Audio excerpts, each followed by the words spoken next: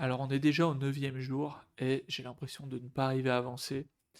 Et les derniers problèmes que j'ai eus, c'est qu'en gros, je suis freelance et j'avais des prestations à faire. Je pensais que j'allais pouvoir les faire en parallèle, mais en fait, c'est tellement des choses qui sont différentes que c'est dur en fait de se sortir d'un projet aussi gros, aussi profond, surtout quand on découvre Cloud Code, etc.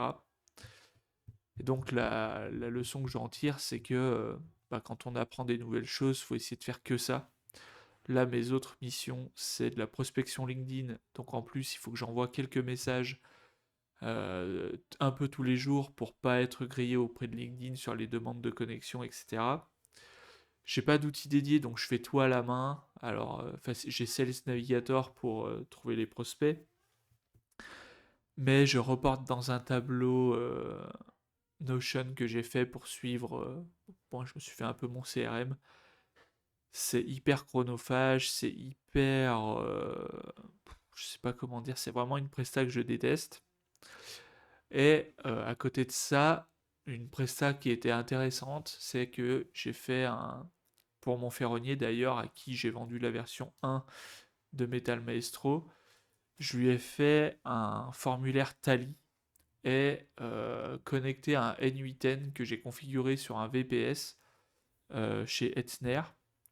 Donc ça, j'ai tout fait ça hier. J'ai pas fini le workflow N8N parce que j'attends qu'il me valide le tally. Mais du coup, là, ça fait des connexions quand même avec le terminal, etc. Parce que j'ai envie que Claude... voilà, c'est Claude qui m'a aidé à installer N8N. Je suis passé par Coolify pour faire les sauvegardes, etc. C'était beaucoup de mise en place. Donc voilà, je pensais que ça allait être fait plus vite que ça. Mais en fait, tout prend du temps. Et le pire que j'ai fait, c'est que bah, du coup, pour me faire un peu mon agent IA qui soit bon en N8N, bah, j'ai un peu bouffé mon. Parce que je comprenais pas où ça se mettait, en fait, les skills, les MCP, etc. Et en fait, dans Claude, il y a une config générale et il y a aussi une config qu'on peut mettre par dossier ou par repository de GitHub. J'ai pas tout compris.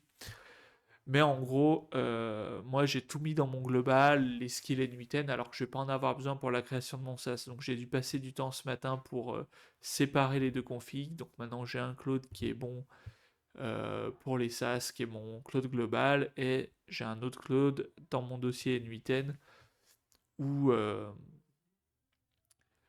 où voilà, il a les skills N8N, il a le MCP N8N et ça risque pas de surcharger mon contexte et de bouffer mes tokens pour rien et d'avoir un cloud moins performant pour quand je vais faire mon SaaS. Donc voilà, là la situation est revenue à la normale et donc ce qu'on va faire là, c'est que je vais aller dans mes fichiers qui sont de base du coup pour lancer le SaaS et puis je vais les reprendre avec mon cloud normal que j'ai configuré, donc le projet building public là. Et donc on va se remettre dedans, on va vérifier le PRD, archi, etc.